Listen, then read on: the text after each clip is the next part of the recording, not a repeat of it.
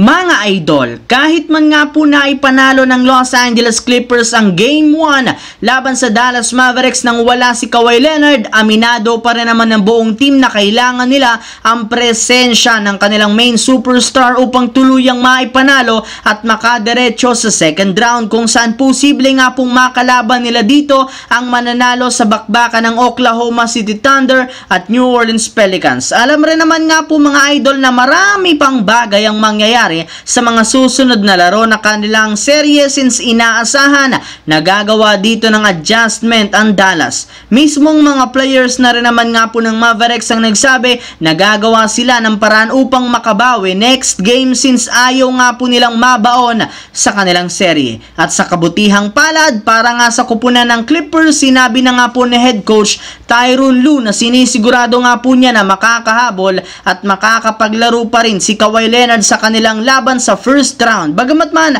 hindi niya binanggit ang saktong araw ng pagbabalik nito, pinapangako rin naman niya na mangyayari yan bago matapos ang kanilang serye sa Dallas Mavericks. Samantala, dahil nga po sa pagkatalo ng Lakers sa kanilang Game 1, ay sunod-sunod na nga po ang hindi nila pagrespeto sa kanila ng mga analyst. Sa katunayan, marami nga po dito ang batiko sa kakayahan ni LeBron James na mag-take over. Bukod nga po dyan, hindi na rin naman nga sinali ang pangalan ni Anthony Davis sa top 3 finals pagdating sa pagkuha ng Best Defensive Player of the Year. Yes mga idol, sa kabila nga po ng ipinakitang performance ni Anthony Davis ngayong season, lalo na sa depensa, tinalo pa rin nga siya dito ni Bam Adebayo, Victor Wembanyama at Rudy Gobert. Kaya mukhang literal minamaliit ngayon ang mga malalaro ng Los Angeles Lakers. Ito na rin naman ang naging motibasyon sa kanilang laro sa Game 2. Alam naman natin na kailangan nga po ng Lakers na manalo sa game na ito para maiwasan ang pagkakabaon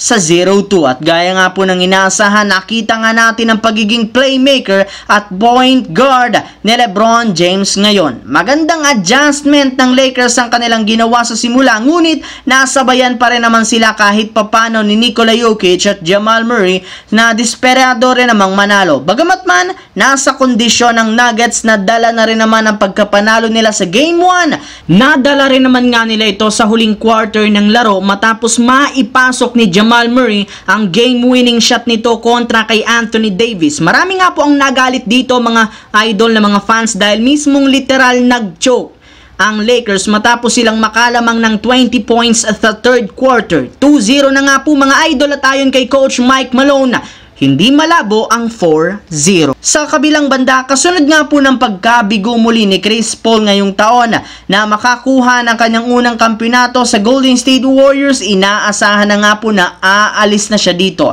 Para nga po sa inyong kalaman, meron na lamang nga pong natitirang isang non-guaranteed contract si Chris Paul sa Warriors. Ibig sabihin, pwede na nga po siyang tanggalin o i-waive ng kanilang team nang hindi sila gumagawa ng trade. Kaya hawak nga po ni Chris Paul ang kanyang tadhana kung saan siya sunod na maglalaro para sa kanyang pang 20th season. At base nga sa pinakahuli nilabas na balita ni Mark Stein, ang pinaka-nangungunang team ngayon na sunod na posibleng paglaruan ni Chris Paul ay ang San Antonio Spurs, since andito si Victor Wembanyama na pwede niyang maging bagong katandem. Sigurado rin naman na magkakaroon silang dalawa ng magandang chemistry, since isa nga itong veteran point guard at batang sentro naman si Wembanyama, kung saan maaari nga silang makagawa ng maganda at unstoppable na plays.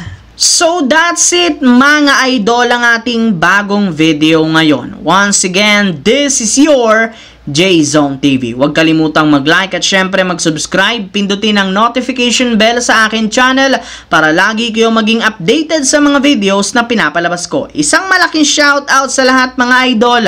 Maraming salamat po.